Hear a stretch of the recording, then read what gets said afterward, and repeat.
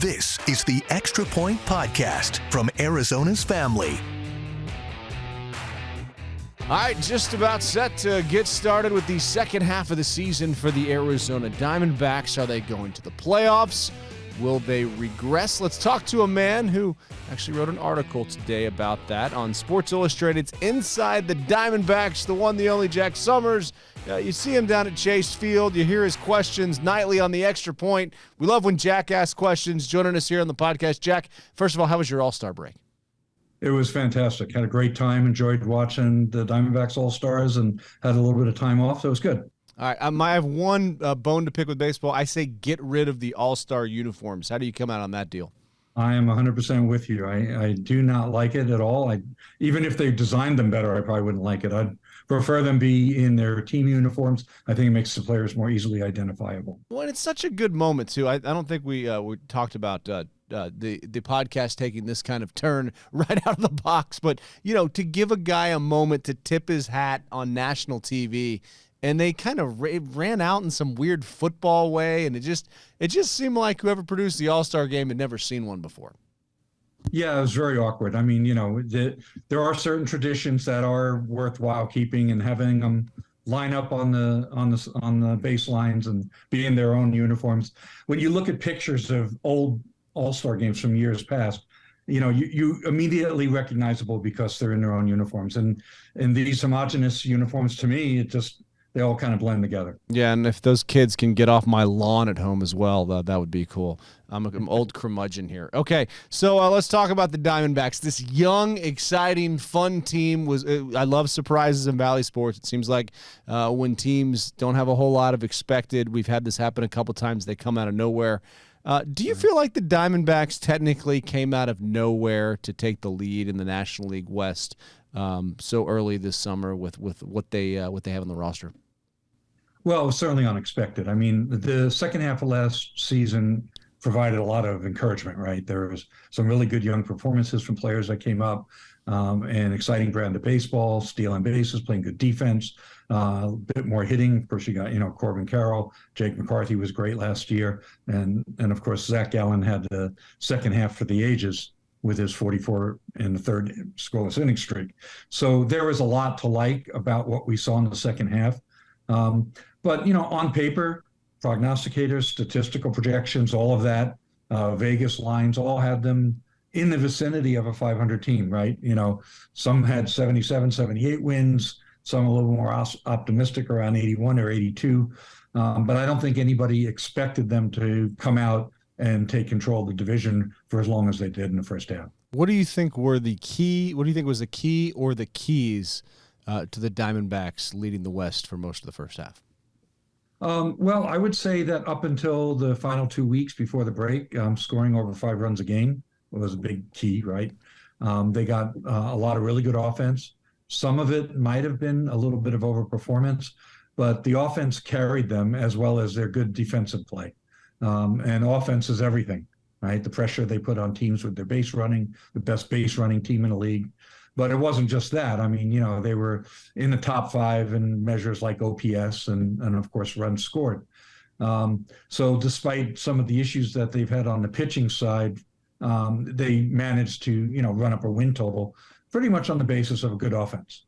So you did the math here, and your article right now is up on si.com/MLB/Diamondbacks. I believe I have that right. Where you kind of you examine the topic we're all thinking about. Is this going to last? What are some of the, I guess, bullet points to your article to trying to figure out if the Diamondbacks are going to go to the playoffs or regress? Well, there's a lot of things stacked up against them when it comes to looking at whether or not they're going to regress in the second half. I just want to preface by saying, hey, they beat our expectations so far, and the game is played on grass and dirt, not on paper. So you never know what's going to happen. I'm not predicting anything, but looking at everything that I'm able to look at, it sure seems like there's a number of indicators that regression is going to hit them maybe somewhat hard. I would start off with their recent performance, right? They came into the break slumping, going 4-7. Over the last 11 games, they barely hit over 200. with a low 600s OPS and scored 2.9 runs a game. That slump may have been a long time coming, but overall they followed up their 6-game win streak with a first-game win against Philadelphia in mid-June by losing 3 to Philly, and overall going 11-14 since then. So over the last 25 games, they're 3 games under 500. They kind of stumbled in a break offensively, the one thing that was really keeping them going. So the recent performance is a trend that isn't great. Now, they may have been getting worn down a little bit. They play max effort baseball, and not only max effort physically, but they really depend on being very sharp mentally, right? This isn't a team that makes a lot of mental mistakes. And so, sometimes all of that can kind of wear down on you, especially when they had that streak of 17 games in a row. So I would say recent performance, number one, and especially that batting slump. When you look at the batting, we look at sometimes metrics, the expected stats, expected batting average, expected slugging, and expected on-base percentage. A lot of that comes from StatCast, Baseball Savant StatCast, where you have launch angle, exit velocity, and actual walks and actual strikeouts all kind of rolled into a formula that lets you know, is there a gap between the expected performance and the actual? Amongst all major league teams, the 2 teams that have batting average and slugging above their expected the most, the Cincinnati Reds and the Arizona Diamondbacks. So 2 surprise teams are outperforming their underlying metrics. Teams that on the other end of that spectrum include the Dodgers and the Mets have underperformed their underlying metrics. So that's one other indication that there may be some issues, coming their way. Maybe what we saw the last 11 games before the break was an indication of that.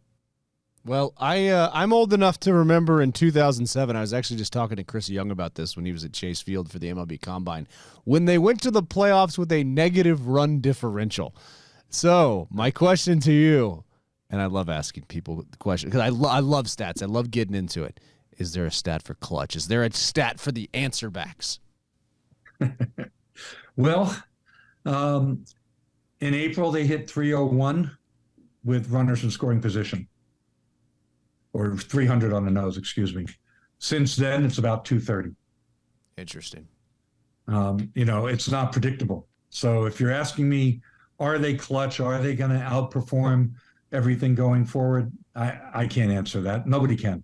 Anybody that tries to tell you they know who's clutch, who's going to be clutch, I should say, in the future versus not, who's going to come through in high leverage, clutch situations, they don't know. Nobody knows. It's not predictable. It never has been. Guys get reputations for that based on coming through in big moments, but that doesn't mean that they will going forward. It's just that simple. It's not predictable. I'll take Corbin Carroll every single day, even on last Saturday. How much do you think just his energy, just the young energy, young legs, has elevated this team? And have you ever seen a rookie like this, do what he's been able to do his first 100 games in the big leagues? Well, this is certainly one of the better rookie seasons, I've seen in my lifetime. I've seen a few. I've been around watching baseball since the 60s. So, but he's terrific. He's an all-around great player. He runs, he fields, he can hit for average. He takes his walks. He's got a strikeout rate under 20%, which is really nice. And of course, he's got, all of that power in there that a lot of people didn't maybe not have realized that he had. We kind of saw that monitoring him coming up through the system. So, and he's put it all together, right? He handles everything so well. We saw even during the All-Star break when he was mic'd up, he went out of his way to give credit to his coaches and to his teammates that maybe should have been in the All-Star game that didn't get there, such as Merrill Kelly and Ketel Marte and Christian Walker, and he made sure that he did that a couple times in interviews. And then after the game was over, and the next day, what did he do? He went to his hometown Little League and hung out with the kids playing Little League there and signed jerseys and had conversations with all the kids.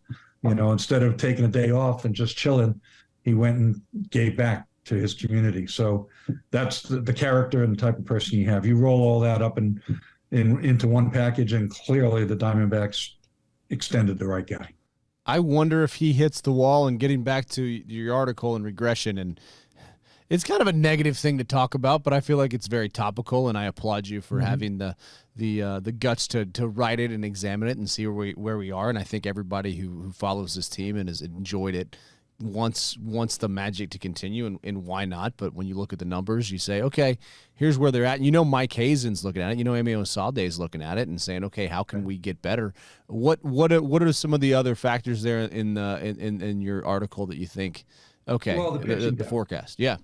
The pitching depth. And Mike himself said on the radio recently, he was a little concerned about not having enough depth in the rotation and in the bullpen, because there's a lot of young pitchers, and when you get down into late September and, hopefully the postseason, what does that look like? How many innings? I talked about, for example, Ryan Nelson and Tommy Henry, professional innings, majors, minors combined. Last year, they topped out at 154 and 160, something, in that range. And so they'll blow past that number by mid-September for sure, and then they're going to be in uncharted territory in terms of workload. So, you have the ups and downs that you expect from a young pitcher, a rookie or a second-year pitcher in the first place. Then you have the question of, how much can you extend them into the postseason? So that's one big question that they have. Unfortunately, Zach Davies hasn't pitched as well as they had hoped and hasn't been able to provide the innings that they hoped. So, he's only made 11 starts. His ERA is over 6. He's 1-5. And he was being counted on being stability at the back of the rotation. You can, now you have Merrill Kelly, is recovering from a blood clot in his leg. And they just lost their long reliever, potential future high leverage reliever, and Dre Jameson to a serious elbow injury. He's out. That one worries me for sure. Yeah, that worries me for sure. So I would just say, all in all, the pitching, if they're going to be able to, they need to hold on for the next couple of weeks, and at least hold serve until Mike can bring in reinforcements. He definitely will need to. How bullish do you think the Diamondbacks should be? How aggressive should they be in bringing in reinforcements when it comes to looking at the future of this ball club long term? Well, I mean, that's a topic everyone is really keyed in on. Mike said a lot of interesting things. I think he's signaling that, he's not going to be reckless. He used that phrase. He said, I'm not going to be reckless. We could be aggressive, but he wants to see what the next 2 weeks look like before he commits fully to being a hardcore buyer. There's differences between just making exchanges, kind of straddling the fence in your moves, and maybe making a buy and even a sell move at the same time, or exchanging players of need with another contender. There's that. And then there's, digging deep into your farm system to really pull in some, mercenaries to help get you over the top, right? Being aggressive. So how aggressive they're going to be really depends on how they do over the next 9 days on the road and the 6-game homestand when they come back. I guess we'll get back to the article in a minute, but I think schedule is a good segue here. The rest of the season schedule is rated by Baseball Reference as the most difficult schedule amongst all National League contenders. Ugh. So that's the other thing that's stacked against them, is that they have a really tough schedule. They've got to play a lot of really good teams. They go like a 35-game stretch where they only have one team that's not a playoff contender, and that's the Rockies, but they're in Colorado, where you never know what's going to happen. Then they have, in September, they have a stretch where they have to play 17 straight days. I think it's from September 1st to 17th or thereabouts. So, the schedule is going to be tough. Now, they had a tough schedule to start the season, right? And we were all wondering, okay, how are they going to deal with these first 10 games, 8 against the Dodgers, 2 against the Padres, and they went 6-4. and they beat our expectations. They're going to have to beat them again. That's the bottom line, right? And then, the last thing is injuries. Up until the last week when Merrill came down with his blood clot and Dre Jameson came up with the elbow injury, they've been relatively injury-free compared to most other teams in the league. Carson Kelly missed the first 2 months, but they had Jose Herrera was able to fill in well, and Gabriel Marino was fresh at the start of the season, and so they didn't really miss Carson. And other than that, they didn't really have any big injuries, right? Or any key injuries. They've been able to avoid those. The number of injured players that have hit the injured list, the number of days lost to the IL, et cetera, they rank among the healthiest or luckiest with health teams of anybody in the league. So, that's another factor that you have to think, well, okay, they've been lucky with injuries. They got the toughest schedule. They lack pitching depth, and they're very dependent on young pitchers that may be overstretched in late September. They've outperformed their hitting stats, and they've been slumping of late. That's a lot of things lined up against them. But again, I just want to go back to saying the game's played on grass and dirt, not on paper. And I don't know what's going to happen. I'm just looking at these things and saying, hey, it's going to be tough. It's not going to be easy. Well, as you put pen to paper, and you did in the article, how many wins do you think it's going to take to get in the playoffs? Well, okay, so the projection systems that are out there, I generally kind of look at 4 different places and then use a composite. So you have Baseball Reference, you have Fangraphs, you have Baseball Prospectus, and then you have 538.com. So they all produce projections and rest of season win totals and playoff odds. And using a composite of those 4, they're projecting 87 wins and giving the Diamondbacks a 59% chance to make the playoffs. Last year, Philadelphia made the playoffs with 87 wins on the nose. Oh. The year before that, I think the lowest win total was the Braves at 88. So, all things considered, where they're at right now, they're probably on the cut line, right? They're basically a coin flip, or maybe slightly better than a coin flip, whether or not they get in, based on the projections. Do you expect the Dodgers and the Giants to, I guess, project upward, or to play better, just to kind of put it bluntly, here in the second half, to put some pressure on the Diamondbacks? Well, certainly the Dodgers have the resources to add to their team, right? And we would expect that they would. It really depends on who they add, right? If they add Shohei Ohtani, then all bets are off, right? Oh gosh, I'm sorry, that just makes me sick. But go ahead. That's a sad thought. Could the Diamondbacks add Shohei, in your opinion? Yeah, I mean, maybe, sure, anything's possible. I'm not going to say no, but it doesn't seem likely. I think to get him for 2 months certainly would put the Diamondbacks in a position to make the playoffs and make a deep run. But they would have to give up a lot to get him. You think he's gone? You think Shohei's gone from Anaheim? Most likely, yeah. I mean, if they didn't get a deal done by now, I mean, he's going to get lots of offers, and who knows where he's going to end up. I'm not in the prediction business on that one. I mean, there's a lot of different thoughts. Maybe he ends up in Seattle or LA, the Dodgers or the Giants.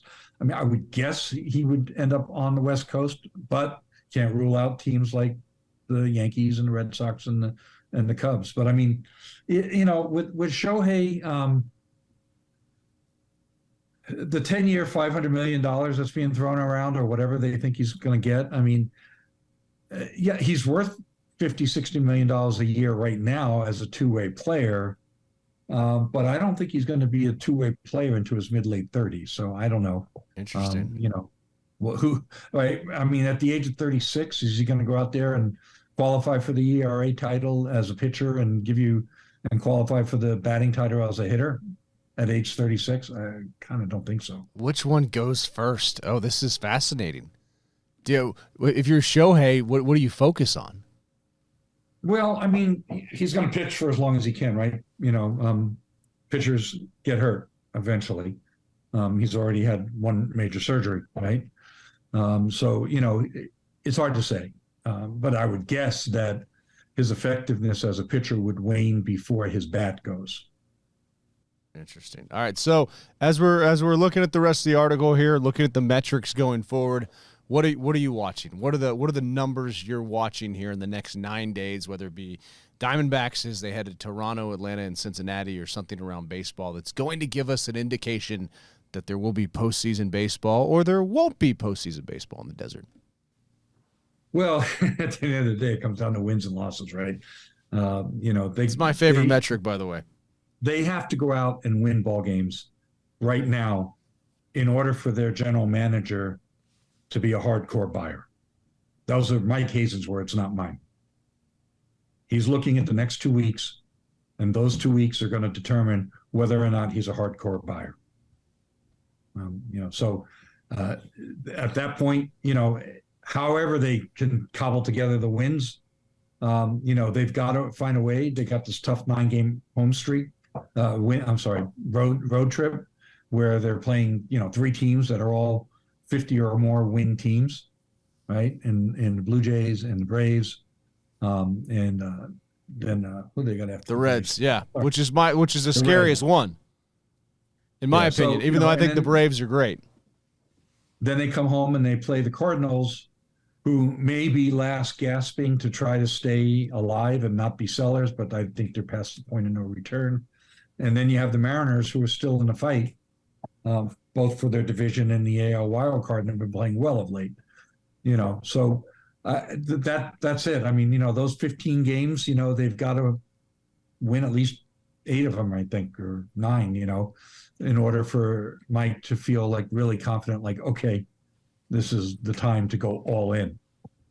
Oh man. Well, I guess if they end up going, 5-10 or 6-9, and they really struggle over these 15 games, that's definitely going to temper his willingness to make aggressive moves. Yeah, pretty crazy. The season seems like it comes down to the next 9 days. So, all right. So this article's up right now. What's the next one kind of spinning in your mind? What's the next one that's going to hit there on Sports Illustrated that you're gonna dive into? What are you chewing on? Well, I'm working on an article about Dave McKay and the relationship that he has with some of the players and coaches. So that's a kind of little pet project. He's a terrific man, terrific coach. I'll kind of leak out here. The thought process is, I don't think there's a base coach or first base coach that's ever been elected to the Hall of Fame. If they're going to start, he might be the best place to start. And he's in incredible shape too. What did he say anything about, like, his workout program or how he eats? That might have to be. I want to know. Every time I see him, he looks like he could still play. Yeah, well, I mean, he hits it as hard as anybody. He hits that gym every single day. He's meticulous in the things he eats. He's as in good a shape as any man I know in their 70s. He's in his 70s? Maybe my dad. My dad's 91, and he still plays golf and is in great shape. Wow. And you got the meatloaf going right now, so you got to go check the oven. What? I don't know if Jack's cookbook has come out yet. What goes into a good meatloaf? Oh, well, so we put a lot of veggie into it, actually. We use ground beef and ground sausage, and then I throw a bunch of carrots and onions and garlic and celery and zucchini and mushroom into the food processor. Oh. So it's and then I, make some toast and make breadcrumbs out of that, a little Worcestershire sauce and some ketchup. And I put a bunch of jalapeno peppers in it too that I grew in my garden. Oh man, that sounds delicious. It sounds like what Torey Lovello is trying to cook up with the Diamondbacks. So I'll leave you with this. If the Diamondbacks don't make the playoffs, is this year a disappointment? That's a great question, huh? Great question to leave you with. Well, it depends on when you ask me. You ask me today, then the answer is yes. It is a disappointment if they don't make the playoffs at this point. Expectations have shifted. If you ask me on day 1 of the season, Anything over 500, finishing with 84, 85 wins, to me would have felt pretty good.